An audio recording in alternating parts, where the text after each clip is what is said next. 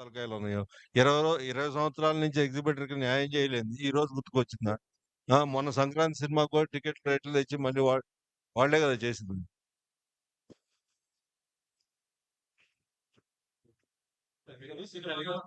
మీరు పెద్ద సినిమా ఉంది యాక్చువల్లీ. అంటే పర్సెంటేజ్ సిస్టమ్ ఆల్రెడీ ఉంది. పర్సెంటేజ్ ఇస్తేనే ఆడతాం క్లియర్‌గా చెప్పారు. అండ్ రేట్‌లో ఒకటి గవర్నమెంట్ ఇచ్చినా సరే ఫాలో అవ్వట్లేదు. దీనివల్ల సినిమా ఎంత హిట్ అవుతుంది, ఎంత హిట్ తీసుకోవచ్చు. అలాగా సార్. అసలు మెయిన్ పాయింట్ ఎలా ఉందంటే, ఒకటి సమస్య ఆలోచిస్తే, ఒక మిడ్ సైజ్ సినిమాలు, చిన్న సినిమాలు అన్నీ ఒక అండర్‌స్టాండబుల్‌లో ఒక పర్సెంటేజ్ లాగానే ఎళ్ళిపోతాయండి. ఎందుకంటే 3 రోజులు ఫుల్ ఉండి, మండే నుంచి ఇది ఉంటే మొత్తం మీద పర్సెంటేజ్ లాగా ఎళ్తాయండి. అయితే ఆ సినిమాలు చేసి ఇప్పుడు వాళ్ళు చేసిన ఇప్పుడున్న దాంట్లోనే ఆ సినిమాలు చేస్తున్నారు ఇయన్నీ ఓకే. కానీ పెద్ద సినిమాలు ఎవరి దగ్గర ఉన్నాయో, మీ దాంట్లో నాకు షేర్ కావాలన్నట్టుంది. ఏంటంటే వాళ్ళ దాంట్లో పర్సెంటేజ్‌లకెళ్ళిపోతుంది. అదోకే. పెద్ద సినిమాలో నాకు షేర్ గావాలి అన్నట్టుంది. ఇదెక్కడ అన్యాయం? ఇప్పుడు మీ మిడ్ సైజ్ సినిమాలు 150, 200 సినిమాలు 150, 170 సినిమాలొస్తే అన్ని పర్సెంటేజ్‌లు హ్యాపీగా ఎళ్తున్నాయి. ఆ వచ్చే 6, 7 సినిమాల్లో అదేంటి, నువ్వు ప్రొడ్యూసర్ అయినా సరే, నువ్వు డిస్ట్రిబ్యూటర్ అయినా సరే, నాకు కావాల్సిందే నీ డబ్బులు. ఇదెక్కడ అన్యాయం? కావాల్సిందేంటండి? అంటే అదేమంటే ఇక అందుకనే కూర్చొని మాట్లాడకుండా ఒక ఎకో సిస్టమ్‌లో ఎవరిది ఏం లైను, ఎవరిది ఎక్కడి దాకా ఎళ్ళొచ్చు అన్నీ క్లారిటీగా మాట్లాడుకోవటానికి ఉంటుంది. ఇప్పుడు దీని తర్వాత మా ఈ 'ఫౌజీ' ఉన్నాయి. ఇంకా పెద్ద సినిమాలున్నాయి. మీరు ఇంటెన్షనల్‌గా ఇబ్బంది పెడదామా అన్నట్టు ఉంది గానీ, ఇదొక సమస్య ఉంది. దీన్నొక సొల్యూషన్ చేసుకుందామా అన్నట్టు ఏమి అనిపియట్లా మరి. డన్. సిటీలో 23 థియేటర్‌లని హోల్డ్ చేశారు. 23 థియేటర్లు పర్సెంటేజ్‌లో ఏస్తేనే ఏస్తామని చెప్పి లిస్ట్ ఇచ్చారు మన తెలంగాణ ఛాంబర్ నుంచి. ఆ 23 థియేటర్లలో అన్ని లెస్సీలున్న థియేటర్లే. ఎవరి ఓనర్‌లు గాదు. ఇప్పుడు ఈళ్ళందరూ మాకు నష్టాలొస్తున్నాయి. లెస్సీలు చెప్పేదేంటి, ఈళ్ళందరూ మాకు నష్టాలొస్తున్నాయి కాబట్టి మీరు పర్సెంటేజ్ చేయాలంటున్నారు. నష్టాలొస్తున్న వ్యాపారం ఎవరు చేయమంటున్నారు ఆళ్ళని? ఆళ్ళని మేము థియేటర్లు వదిలేయమనే అడుగుతున్నాం. ఆ థియేటర్లు వదిలేయండి.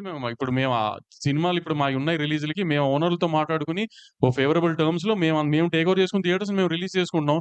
మీరు లాస్ వస్తుందంటున్నారు కదా! లాస్ వస్తున్నా థియేటర్‌లు పట్టుకొని ఎలాడాల్సిన పనే ఉంది. వదిలేయొచ్చు కదా! అంత త్యాగాలు చేయాల్సిన అవసరం ఏం లేదు కదా! వదిలేయొచ్చు కదా థియేటర్‌లు. మరి లాస్ రాకపోతే ఎందుకు పట్టుకొని ఎలాడుతున్నారు థియేటర్‌లని?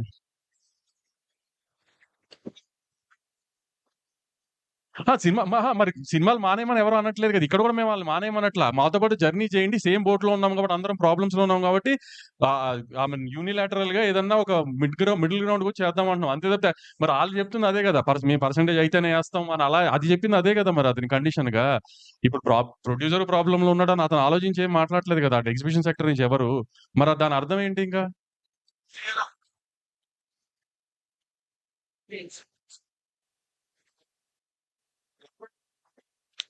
మేము యాక్చువల్లీ 15థ్ ఈ ఎగ్జిబిషన్‌కి సంబంధించిన పర్సెంటేజ్‌కి సంబంధించిన దాంట్లో ఎగ్జిబిటర్లు, ప్రొడ్యూసర్లు, డిస్ట్రిబ్యూటర్లు కలిపి ఒక మీటింగ్ పెట్టుకున్నాం 15థ్. కానీ నిన్న సడెన్‌గా ఇది ప్రెస్ ముందుకు తీసుకొచ్చి ప్రెస్ మీట్ పెట్టి ఎందుకు దాన్నలా తీసుకెళ్లారో తెలీదు. సో, ఇప్పుడు వాళ్ళలా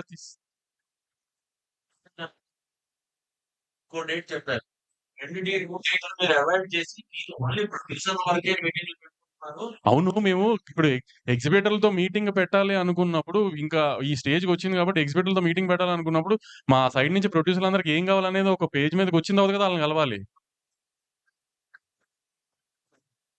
సరే ఆళ్ళకి అక్కడ అలా కన్వే అవ్వలేదు కాబట్టి మేము కూడా ప్రెస్ ముందుకొచ్చి కన్వే చేద్దామని ప్రెస్ ముందుకొచ్చాం. అంతే గదండీ! రెంటల్‌కే చేయాలి. ఇప్పుడు అదే కదండీ చెప్తుంది. ఆల్రెడీ ప్రొడక్షన్‌లో ఉన్న సినిమాలు కాస్ట్ ఆఫ్ ప్రొడక్షన్ కాదండి. ఇప్పుడు దీంట్లో సార్ ఈ కండిషన్స్‌లో ఇంకో ఆలోచిస్తేనండి, ఇప్పుడు రన్నింగ్‌లో ఉండి, రిలీజ్‌కి దగ్గరుండి 50% అయిన సినిమాలు ఇయన్నీ ఎందుకంటే మేము ప్రాసెస్‌లో ఉన్నప్పుడే ఓటీటీలు సగం అయిపోయి, శాటిలైట్‌లు అవ్వక, నాన్ థియేట్రికల్ ఇబ్బందులు ఇయన్నీ ఫేస్ చేసాం. చేసినాక ఆ సినిమాలకి ఎగ్జంప్షన్ వచ్చేయాలి. ఇప్పుడు ఉన్నట్టుండి రేపొద్దున్నే నుంచో లేపోతే ఇంకో 10 రోజుల నుంచి ఇది మేము ఇంప్లిమెంట్ చేస్తాం అనేది కాదు గదా! అది ఎందుకంటే ఈ ఫస్ట్ కండిషన్ ఈ సినిమాలకి ఎగ్జంప్షన్ రావాలి. నెక్స్ట్ మీరు వీపీఎఫ్‌లు అన్నీ మీరు బేర్ జేసుకోవాలి. నెక్స్ట్ అక్కడున్న కండిషన్ గ్రేడింగ్ ఆఫ్ థియేటర్ జరగాలి. రన్ ట్రాక్ పెట్టాలి. ఇలాంటి చాలా చాలా పాయింట్స్ ఉన్నాయి. ఇయన్నీ కూడా ఫుల్‌ఫిల్ చేసుకున్నాక ఇద్దరం ఉభయులం కలిసి okay. We are entering into this system అని ఎళ్తాం.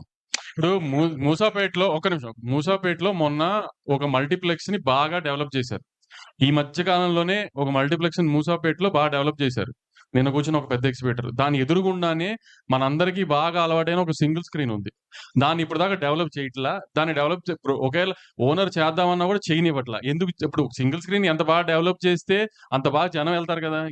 అంటే ఎదురుగా ఉన్న మల్టీప్లెక్స్ డెవలప్ చేయొచ్చు. జనాలు దానికెళ్ళాలి.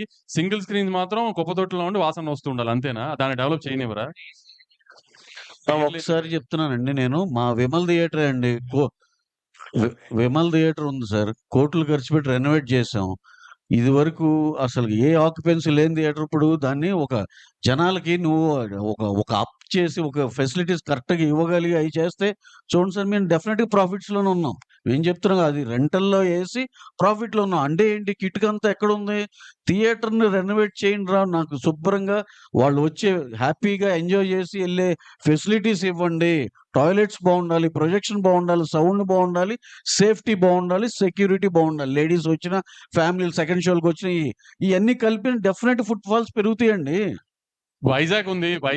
వైజాగ్‌లో ఫ్లెక్స్‌ల కంటే సింగిల్ స్క్రీన్స్ రెవెన్యూ ఎక్కువ. ఎందుకంటే అక్కడ జగదాంబ గాని, మెలోడీ గాని, శరత్ గాని, సంగం గాని ఈ థియేటర్‌లన్నీ చాలా బావుంటాయి వైజాగ్ సింగిల్ స్క్రీన్స్. కాబట్టి దాని రెవెన్యూ ఎక్కువ అక్కడ ఫ్లెక్స్‌ల కంటే. ఇక్కడ కూడా సింగిల్ స్క్రీన్స్‌ని చేస్తే రెవెన్యూ పెరుగుతుందేమో తెలీదు గదా! ఇప్పుడు మల్లికార్జున భ్రమరాంబ ఒక పెద్ద ఎగ్జిబిటర్ దగ్గర లీజ్‌లో ఉన్నాయి. గత 20 ఏళ్లగానో, 10 ఏళ్లగానో. దాన్ని ఎందుకు డెవలప్ చేయట్లా? ఎందుకు దాన్ని బెటర్ చేయట్లా? శ్రీరాములు ఎందుకు బెటర్ చేయట్లా? గోకుల్ ఎందుకు బెటర్ చేయట్లేదంటే ఎవరి దగ్గర ఆన్సర్స్ లేవు గదా! అయన్నీ చేయట్లేదు గానీ దాని చుట్టుపక్కల అన్నీ వస్తున్న మల్టీప్లెక్స్ అన్ని మంచి మంచి మల్టీప్లెక్స్‌లు వస్తున్నాయి. ఆ మల్టీప్లెక్స్‌లకి రెవెన్యూ వెళ్తుంది. ఆ మల్టీప్లెక్స్‌లకి ఫీడింగ్ వెళ్తుంది. కొన్ని రోజులు మీరు నిజంగా సింగిల్ స్క్రీన్స్ గురించి అంత ఆలోచించాలి. కొన్ని రోజులు మల్టీప్లెక్స్‌కి ఫీడింగ్ ఆపేసి సింగిల్ స్క్రీన్స్‌కి సినిమా ఇవ్వండి. మల్టీప్లెక్స్ ఉన్న చోట మల్టీప్లెక్స్ ఇవ్వకుండా పక్కన ఉన్న సింగిల్ స్క్రీన్‌కి ఇవ్వండి. అంత నిజంగా సింగిల్ స్క్రీన్ మీద ప్రేమ ఉన్నోళ్ళైతే ఫస్ట్ మీ మల్టీప్లెక్స్‌లో షోలు పడిపోవాలి. అంతా అయిపోయిందో సింగిల్ స్క్రీన్‌కి సినిమా ఇస్తున్నారు. కొన్ని చోట్ల సింగిల్ స్క్రీన్ ఉన్న మల్టీప్లెక్స్‌కి ఇచ్చి సింగిల్ స్క్రీన్స్‌కి ఇవ్వరు బీసీల్లో.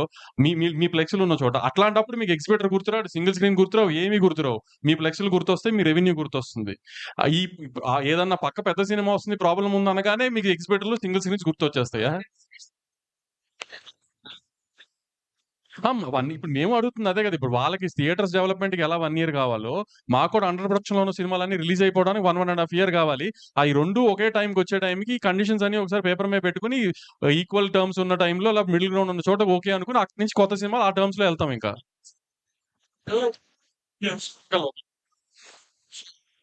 కాబట్టి వాళ్ళేంటంటే పర్సెంటేజ్ ఇవ్వకపోతే మేము వాడము అన్నది క్లారిటీగా చెప్పారు.